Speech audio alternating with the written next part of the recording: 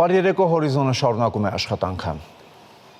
Հայաստանի արտաքին գործերի նախարար Արարատ Միրզոյանն ընդունել է Հայաստանում Չինաստանի նորանշանակ դեսպան Լի Սինվեին։ Հանդիպման ընթացքում քննարկվել են Հայաստանի եւ Չինաստանի միջև երկկողմ գործընկերության ընդլայնման ուղղված քայլերն ու առաջիկա ծրագրերը։ Անդրադարձ է կատարվել միջազգային տարբեր հարթակներում փոխգործակցության հարցերի։ Զրուցակիցները մտքեր են փոխանակել նաեւ միջազգային եւ տարածաշրջանային զարգացումների շուրջ։ Երկուստեք ընդգծվել է ներկայիս անորոշություններով, բայց եւ միաժամանակ հնարավորություններով լի ժամանակաշրջանում փոխշահավետ գործընկերությունների զարգացման կարևորությունը։ Փոխվարչապետ Տիգրան Խաչատրյանի գլխավորությամբ տեղի է ունեցել Հայաստանի Հանրապետության պետական տարեկան բյուջեներով նախատեսված սուբվենցիաներից բացի Հայաստանի համայնքների տնտեսական եւ սոցիալական ենթակառուցվածքների զարգացման ուղղված 2025 թվականին կատարվելիք սուբվենցիայի հայտերի գնահատման միջգերատեսչական հանձնաժողովի հերթական նիստը։ Նիստի ընթացքում քննարկվել է համայնքներից ստացված սուբվենցիայի ծրագրային 93 հայտ, որոնք առնչվում են համայնքների խմելու ջրամատակարարման, ինչպես նաեւ ջրահեռացման համակարգերի կառուցման, բնակավայրերի փողոցների կառուցման, նորոգման եւ ասֆալտապատման, ինչպես նաեւ բնակավայրերի գազաֆիկացման հարցերին։ Ազգային ժողովում այսօր ավարտվել է Հայաստանի Հանրապետության գլխավոր դատախազության 2024 թվականի գործունեության մասին հաղորդման քննարկումը։ Եզրափակիչ ելույթով հանդես է եկել գլխավոր դատախազը։ Նախորդ շաբաթվանից անավարտ մնացած նիստը շարունակվեց դատախազության 2024 թվականի գործունեության մասին հաղորդման քննարկումով։ Պատգամավորները հասել էին կարծիքների փոխանակության փուլին։ Այն սակայն բուն քննարկվող թեմային այնքան էլ չառնչվեց, ավելի շատ հնչեցին ընդդիմություն իշխանություն փոխադարձ մեղադրանքներ։ Առաջինը ամբիոնին մոտեցավ Արթուր Հովհաննիսյանը, ապա Վահագն Ալեքսանյանը։ Երկուսն էլ հիշեցին նախորդ նիստից Արծվիկ Մինասյանի իշխանությունների հարստանալու մասին խոսքերը։ Նման տեքստեր ասելուց առաջ ես ձեզ խորհուրդ կտամ նայեք Սերան Օհանյանի աչքերի մեջ եւ կտեսնեք մի քանի հարգանի առանձնատուն։ Գնայեք Լևոն Քոչարյանի աչքերի մեջ ու կտեսնեք միլիոնավոր դոլարներ, որոնք հարյուրավոր մարդկանց կյանքի փող պետքա լինեին։ Վերջապես գնայեք Ռոբերտ Քոչարյանի աչքերի մեջ, կտեսնեք հոկտեմբերի 27-ը, կտեսնեք մարտի 1-ը, կտեսնեք Պողոս Պողոսյանին, կտեսնեք։ Պարոն Մինասյան, ասում եք ամենահարուստն եք դուք։ Ձեր անցած ելույթում տենց բան է։ Ու լուրջ եք ասում, պարոն Մինասյան, հա։ Լուրջ եք ասում։ Այս խմբակցությունից մեկը բան է առնում, 20 տարվա հիպոթեկով մի հատ տուն է առնում, 800,000 հատ լրատվամիջոց կենքան հոդված են վրան գրում, որ չգիտես ինչ է։ Այդ մարդը ասում է, վայ հարամալնի այդ տունը ինչ ասեմ ասենք։ 20 տարի հիպոթեք պետքա փակի, հասկանում եք, խմբակցության падգամավորը, որը տուն է գնում։ Բայց ձեր կողքի պարոն Օհանյանի ըստ մեղադրանքի տունը գնահատվում է մի քանի միլիարդ։ Կարծիք հայտնելու հերթը ասավ Արծվիկ Մինասյանին, բայց կարծիքը Հայաստան խմբակցության քարտուղարը չէր փոխել։ Ավելին նշեց, թե հիմա իշխանությունների հարստությունը հասել է համաշխարհային մասշտաբների։ Համաշխարհային։ Հիմա նորից վերահաստատեմ։ Գնացեք Արշակունյաց պողոտա, գնացեք Տիգրան Մեծ պողոտա, դուք կտեսնեք այնտեղ, թե ովքեր են, որ դարձել են մեծահարուստներ, եւ գնացեք նաեւ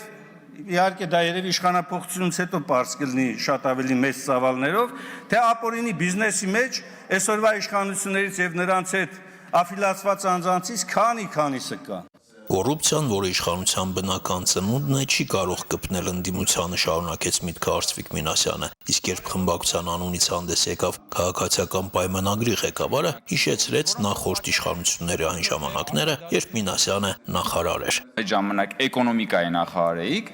Հայաստանում ստեղծվել էր այդ ժամանակ կոռուպցիայի դեմ պայքարի խորհուրդ։ Եվ ահա այդ կոռուպցիայի դեմ պայքարի խորհուրդը ոչ ավել, ոչ պակաս գլխավորում էր Հովիկ Աբրահամյանը։ Մարդ, որից այսօր ապօրինի գույքի բռնագազման մասին օրենքով միլիարդներ են պահանջում։ Եվ դուք այդ ժամանակ այդ կառավարության անդամ էիք, պարոն Մինասյան։ Հասկանում եք։ Դուք ասենք ոնց որ բանին գառներին պահտան գայլին ասեն դե պահի հանկարծ որևէ մեկը բան չանի։ Էսա ձեր հակակոռուպցիոն քաղաքականություն, դուք էլ այնտեղ նստած եք եղել։ Խոսքի վերջում Կոնջորյանը նշեց, թե հերիք է նախկինների մասին խոսեք, թեզը հորինել են հենց նախկինները, որպեսզի չխոսեն իրենց մասին։ Ոչ չխոսանք բա նախկիններից, որովհետև նախկինները նաև ներկաներ են։ Չեն անցել գնացքի պես անվերադարձ չուկչակ չարակչակի բան հնչյունների ներքո։ Ձեր համար Հայաստանը մեծ դմակ ա եղել, դուք էլ դանակ եք եղել, եկել եք այդ դմակը ինչքան կարացեք կտրել եք։ Այդ դմակից ինչքան կարացել կերել եք, լցրել եք ձեր գրպանները բան, հիմա էլ ասում եք, բա այդ որ հետ եք վերադարձնում, բա ժողովուրդը։ Դատախազության 2024 թվականի գործունեության մասին հաղորդման քննարկումը ավարտվեց Հաննա Վարդապետյանի եզրափակիչ ելույթով, որտեղ գլխավոր դատախազը հիմնականում անդրադարձավ պատգամավորների անցած օրերին հնչեցրած հարցերին։ Վահագն Ալեքսանյանը օրինակ հարցրել էր Քոչարյանների ընտանիքի ապօրինի ծագում ունեցող գույքի բռնագանձման մասին։ Պատասխանողներ Ռոբերտ եւ Բելլա Քոչարյաններից, Սեթրակ Քոչարյանից եւ Զարուհի Բադալյանից, Լևոն եւ Սիրանուշ Քոչարյաններից, Գանե Քոչարյանից եւ Վիգեն Չատինյանից, Հօգուտ Հայաստանի Հանրապետության դատախազությունը ապօրինի ծագում ունեցող գույքի բռնագանձման հայցով պահանջում է բռնագանձել 22 անշարժ գույք, 2 գույքի գնման իրավունք, ավելի քան $3 միլիոն, 985 միլիոն դրամ արժեքով ձեռք բերված պարտատոմսեր, ավելի քան $1.4 միլիոն չափով ավանդ, 15 իրավաբանական անձում մասնակցություն, իրավաբանական անձանցից են Nairi Insurance, Toyota Երևան ընկերությունը, Target Group-ը եւ մի շարք այլ ընկերություններ, ավելի քան $4 միլիոն, 8.3 միլիարդ դրամի, 260 միլիոն ռուբլիի եւ շուրջ 590,000 եվրոյի չափով փոխառությունների պահանջի իրավունք, 2 տրանսպորտային միջոց, ավելի քան 3.8 միլիարդ դրամին համարժեք գումարով գույքերի ձեռքբերման արժեքներ եւ ավելի քան 20 միլիարդ դրամ։ Սա ընդհանուր այս պահին դատարանում գտնվող հայցագինն է Ռոբերտ Քոչարյանի եւ նրա հետ փոխկապակցված անձանց մասով։ Հարցեր հնչել նաեւ, թե ինչ փուլում է Արարատ Միրզոյանի սպանության փորձի հետ կապված քրեական գործը։ Գործը գտնվում է դատարանում, մենք ունենք մեղադրյալ եւ հիմնական դատալսումների փուլում է դատավարությունը, հրապարակային է, այսինքն որևէ խոչընդոտ չկա տվյալ ստանալու հետ կապված, բայց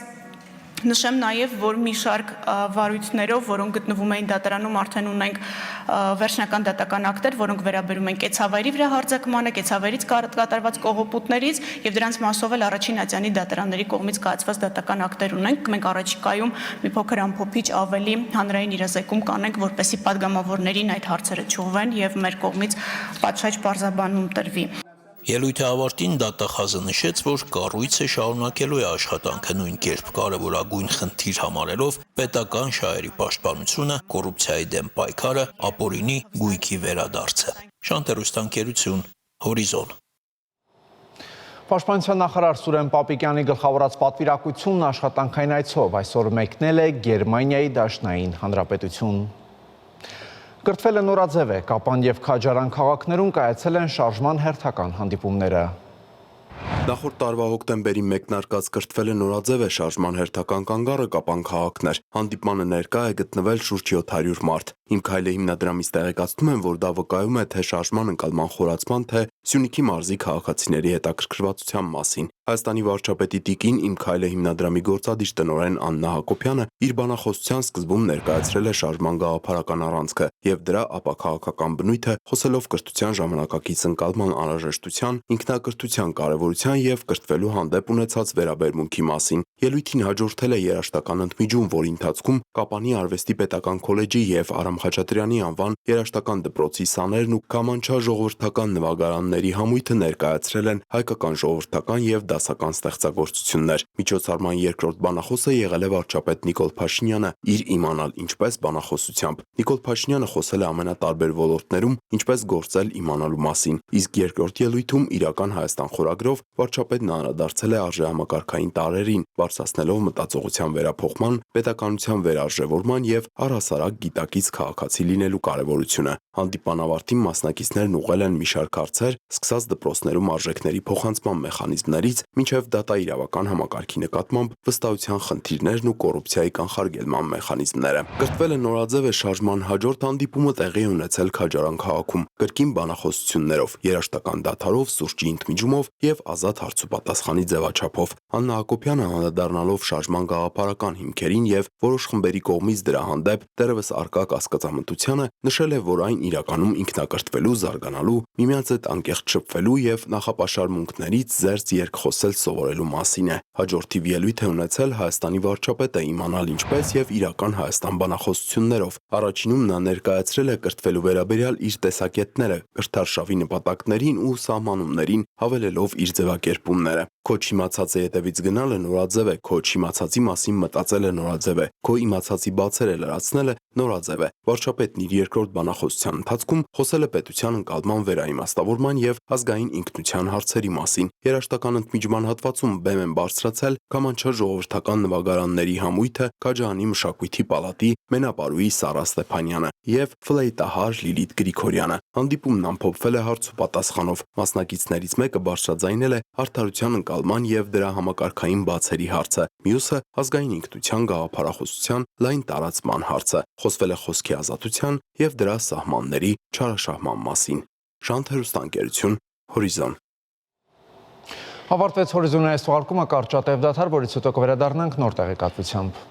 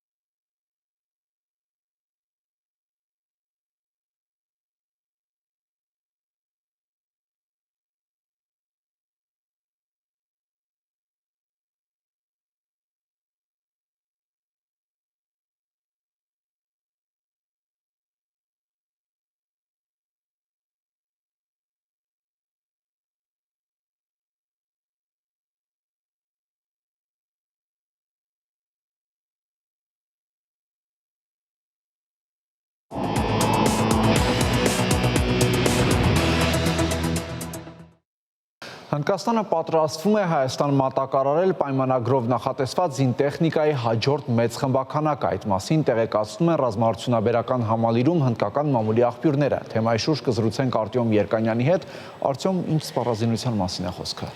Հնդկական Indian Aerospace Defense News պարբերականը գրում է, որ արդեն հուլիսին Հնդկաստանը Հայաստան կհասցնի ակաշ տեսակի այդ հրթիռային համակարգերի երկրորդ խմբաքանակը։ Մամուլում այդ տեղեկությունը ամենևին էլ պատահական չէ եւ վստահ եմ, որ դրա նպատակն է ցույց տալ ամբողջ աշխարհին, որ Հնդկաստանը հավատարիմ է իր պայմանագրային պարտավորություններին եւ պատրաստվում է ամբողջությամբ կատարել իր պարտավորությունները, չնայած դրան, որ զենքը այժմ հենց Հնդկաստանին էլ է պետք հաշվի առնելով Պակիստանի հետ ռազմական այդ բախման զարգանալու հեռանկարը։ Այսինքն այս տեղեկությունը այսպես ուշագրավ է հաշվի առնելով այն, որ որոշ մեր գործընկերները չեն կարողանում կատարել իրենց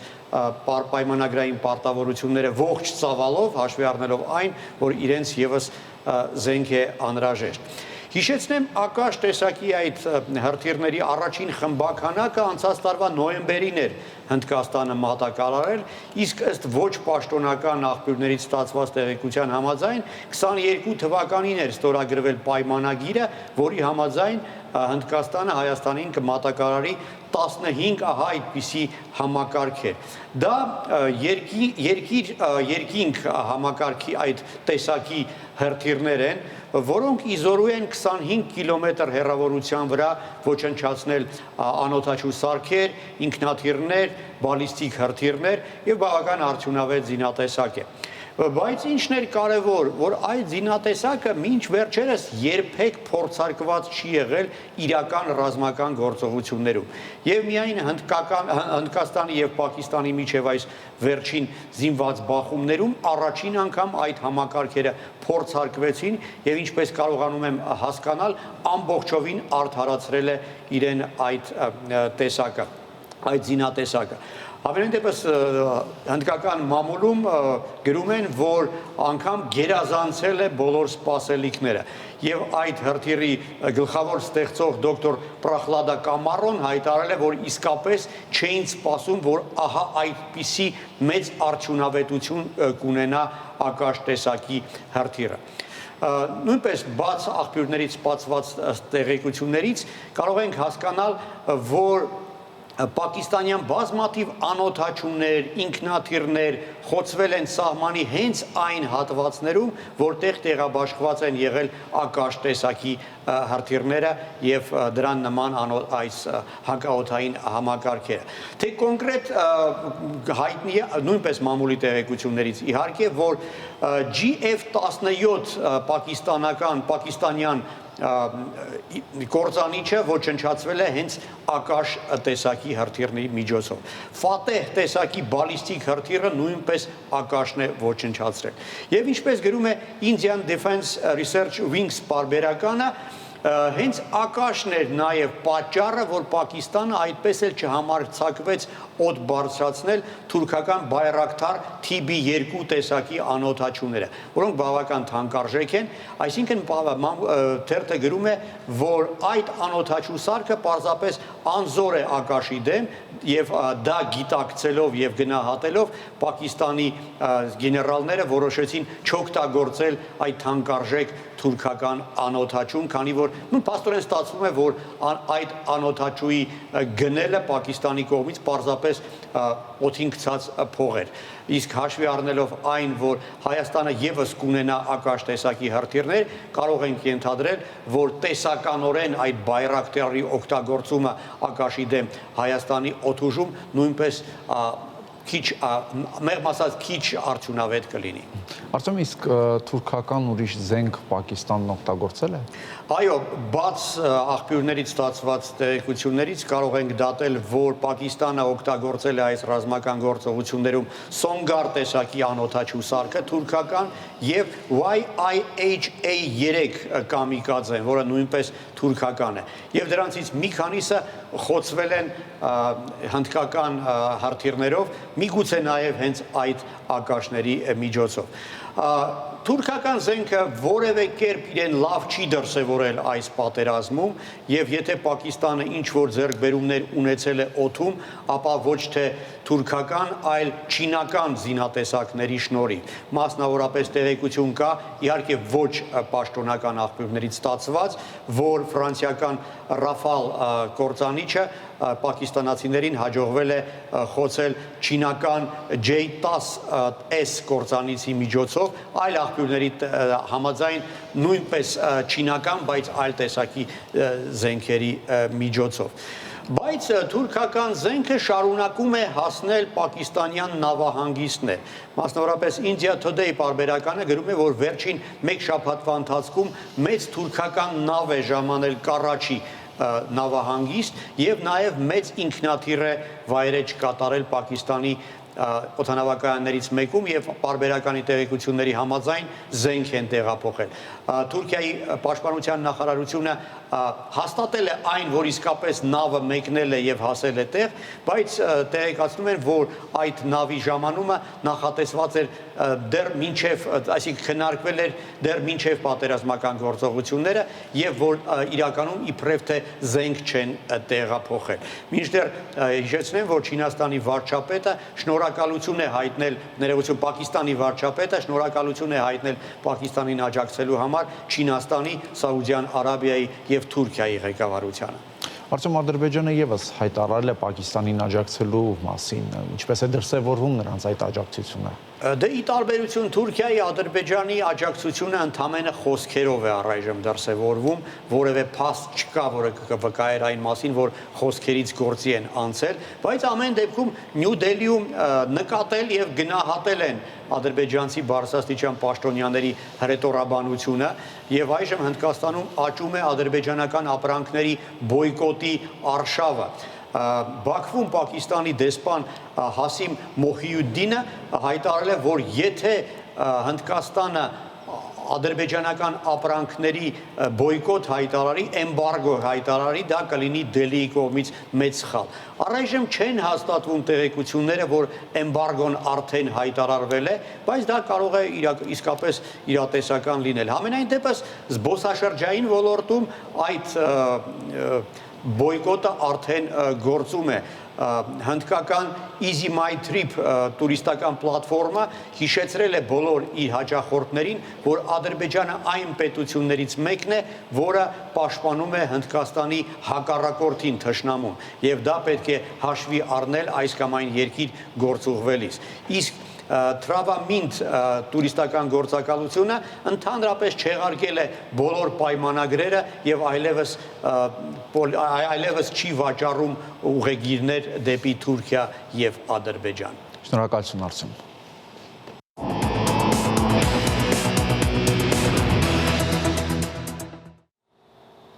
Ուկրաինայի շտապողական անդամակցությունը Եվրամիությանը կհանգեցնի Ռուսաստանի հետ ռազմական հակամարտության մեջ համայնքի բոլոր երկրների ներքաշմանը։ Այս նախազգուշացումը Հունգարիայի վարչապետ Վիկտոր Օրբանը հնչեցրել է Բուդապեշտում Եվրոպական խորհրդարանների խոսնակների համաժողովում։ Նա հիշեցրել է, որ Եվրամիությունը երբեք իսկ կազմ չի ընդունել պատերազմող երկրներին։ Միջազգային մյուս լուրերը ներկայացնենք տեսաշարով։ Երեկ Ռուսաստանի Դաշնության նախագահ Վլադիմիր Պուտինն առաջարկել է 5-շաբթի օրը մայիսի 15-ին ռուս-ուկրաինական ուղիղ բանակցություններ անցկացնել Ստամբուլում։ Ի պատասխան Ուկրաինայի առաջնորդ Վլադիմիր Զելենսկին եւ Ֆրանսիայի նախագահ Էմանուել Մակրոնն ասել են, որ նման խորհրդակցություններ անցկացնելու համար Ռուսաստանը նախ պետք է դադարեցնի կրակը։ Հիշեցնենք, որ Ուկրաինայի եւ Ռուսաստանի միջև ուղիղ բանակցություններ տեղի ունեցան Ստամբուլում 2022 թվականի գարնանը ռուսական լայնածավալ ներխուժման մեկնարկից անմիջապես հետո, սակայն դրանք ավարտվեցին անհաջողությամբ։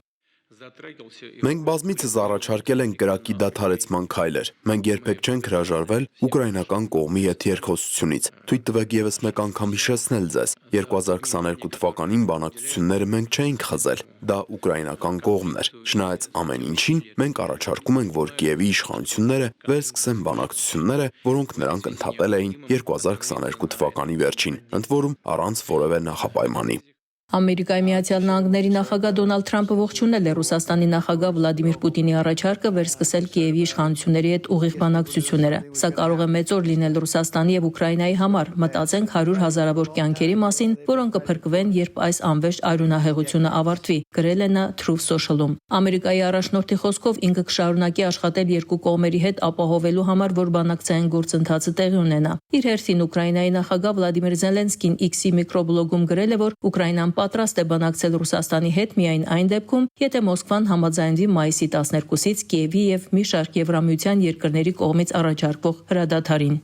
Դրական նշան է, որ ռուսները վերջապես սկսել են մտածել պատերազմը դադարեցնելու մասին։ Ամբողջ աշխարհը դրան շատ երկար ժամանակ է սպասում, եւ ցանկացած պատերազմ իսկապես դադարեցնելու առաջին քայլը հրադադարն է։ Իմաստ չունի շարունակել սպանությունները նույնիսկ մեկ օրով։ Մենք սպասում ենք, որ Ռուսաստանը մայիսի 12-ից կհաստատի հրադադարը լիակատար, երկարաժամկետ եւ հուսալի, եւ Ուկրաինան պատրաստ կլինի հանդիպման։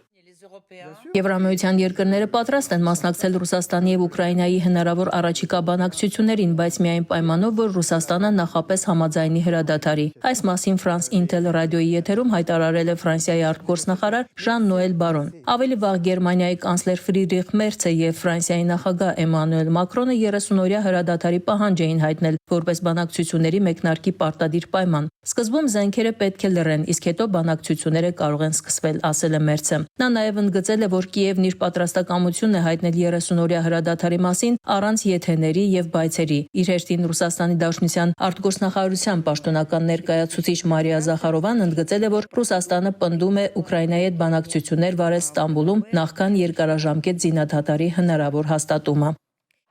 Անցած շաբաթ ընտրված Հռոմի Պապ Լևոն 14-րդը իր առաջին կիրակնօրյա օրհնությունն է տվել Վատիկանի Սուրբ Պետրոսի հրապարակում։ Դիմելով հավատացյալներին նա կոչ է արել խաղաղություն հաստատել Ուկրաինայում։ Մինչ այդ Պոնտիֆիկոսը աղոթել է նախորդի Հռոմի Պապ Ֆրանցիսկոսի գերեզմանի մոտ։ Հռոմի Պապը նաև ասել է, որ խորապես վշտացած է Գազայի պատերազմից, կոչ անելով անհապաղ դադարեցնել կրակը, մարդասիրական օգնություն ցուցաբերել եւ ազատ արձակել պատանդներին, որոնք դեռևս պահվում են Համասի զինյալների կողմից։ Պոնտիֆիկոսը հավելել է, որ ուրախ է լսել Հնդկաստանի եւ Պակիստանի միջև վերջերս հաստատված հրադադարի մասին եւ հույս է հայտնել, որ բանակցությունները կհանգեցնեն միջուկային զենք ունեցող երկրների միջև կայուն համաձայնության։ Միևնույն ժամանակ նա հիշեցրել է, որ աշխարհում կան շատ այլ հակամարտություններ։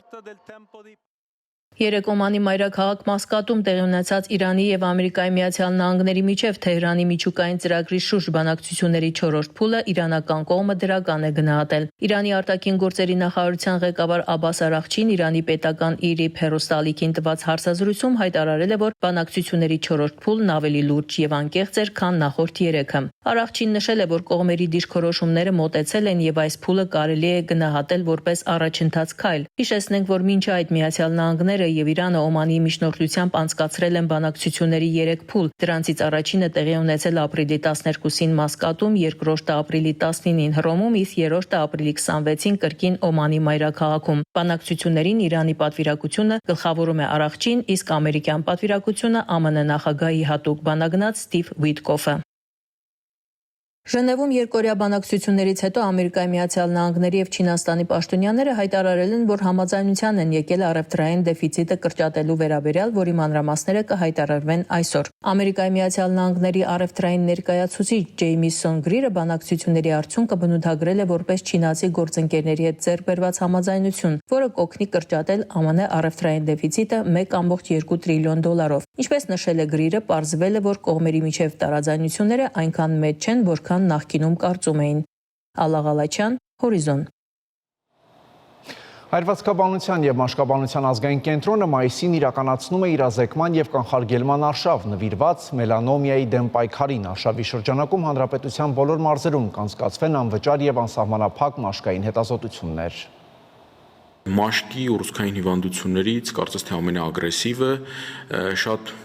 մի յուրահատկությամբ, լինելով փոքր, լինելով մաշկի վրա երբեմն նաև աննկատ, կարող է ամբողջ օրգանիզմը ախտահարել, կարող է բերել լրջագույն բարդությունների։ Ընդ որում մելանոմայի մեծ մաս դեպքերը զարգանում են արտաքինից, կարծես թե տենց անվտանգ խալերից,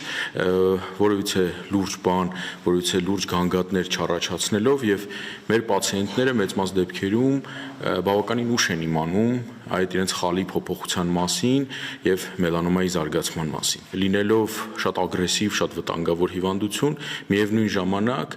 բժիշկների կողմից կան մշակված մեթոդներ, որոնք հեշտացնում են հիվանդության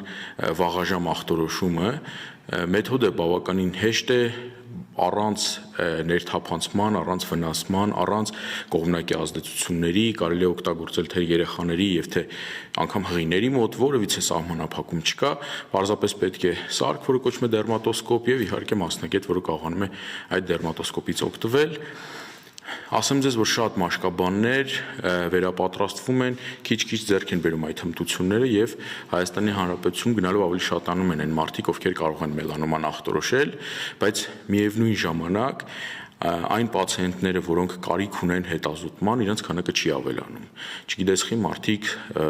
անուշադրության են մատնում մաշկի վրա տեղի ունեցող փոփոխությունները, չեն դիմում մասնագետների, երբեմն դիմում են ոչ ճիշտ մասնագետների, այն մասնագետների, որոնք չեն պատկերացնում, թե ինչի հետ գործ ունեն, ցավոք սրտի մենք ունենում ենք դեպքեր, երբ որ փոքրիկ, առաջի հայացքից անվտանգ եւ ճիշտ մոտեցման դեպքում նույնպես անվտանգ մի խալ կարող է հետագայում կյանքի կրճատման պատճառ հանդիսանալ, բերելով ուռուցքային փոփոխությունների, բերելով ամբողջ օրգան համակարգերի, օրգանիզմի ախտարման, օրգան համակարգերի ախտահարման։ Եթե մենք մելանոման հայտնաբերում ենք առաջին փուլում, ապա առաջին փուլում բուժման հավանականությունը 95%-ից բարձր է։ Լիարժեք բուժման հավանականությունը եւ 4-րդ փուլում 5 տարվա ապրելիության ցուցանիշը իջնում է 20%-ի։ Այսինքն բոլոր այն դեպքերում, երբ որ արդեն այդ բաց թողած մարդը, որը իբր խալ էր վառել եւ արդեն մետաստազներով գալիս է ուռուցքաբանի մոտ, նրա արդեն կյանքի տևողությունը իջնում է մինչեւ 20%, ինչը բավական դուրս ցուցանիշ է համարվում եւ դրա համար կուզենայի սևեռել առաջերտին սա ուշադրությունը։ Իսկ ինչ վերաբերվում է այլ հետազոտման մեթոդների, իհարկե առաջինը առավել հաճախ պացիենտները, գրագետ պացիենտները դիմում են մաշկաբանների։ Մաշկաբանները դերմատոսկոպով մենք ինքներս, եթե կարիք ենք ունենում որևէ ախտորոշիչ միջամտության, մենք ինքներս ենք զանգում մեր մաշկաբան ընկերներին եւ խնդրում դերմատոսկոպի անցկացնել եւ դրանից հետո եթե պարզվում է, որ մելանոմա է, այսինքն դա չարորակ խալն է, այսպես կոչված ժողովրդի լեզվով ասած, այդ դեպքում արդեն հիվանդը անցնում է ուռուցքաբանի հսկողության տակ։ Արդեն կատարվում են կոմպլեքս միջոցառումներ, հետազոտումներ, դա պետ սկանն է, կատեն է, այլ հետազոտություններ, բիոպսիան է եւ դրանից հետո արդեն որոշվում է բուժման տակտիկան հիմնվելով փուլավորումից։ Այսինքն եթե առաջին փուլում միայն վիրահատելով կարելի է սահմանափակվել, ապա ավելի բարձր փուլերում հիվանդը կարիք է ունենում նաև դեղորայքային բուժման, իմիջիայլոց պետք է ասեմ շատ հաճախ էս հարցնել է հնչում քիմիոթերապիայի մասին։ Մելանոմայի ժամանակ քիմիոթերապիա չի կատարվում, կատարվում է իմունոթերապիա եւ թիրախային բուժում, որը քիմիոթերապիա չի եւ բավական արդյունավետ բուժում է։ Այ իմունոթերապիայի զարգացման զուգընթաց նաև մենք կարողացանք հասնել դրան, որ նույնիսկ 4-րդ փուլի մելանոմայով հիվանդները այսօր 5 տարուց ավել են ապրում եւ ապրում են առանց խնդրի։ Այսքանը կհանդիպենք ժամը 22-ին հորիզոնի գլխավոր թողարկման առայժմ։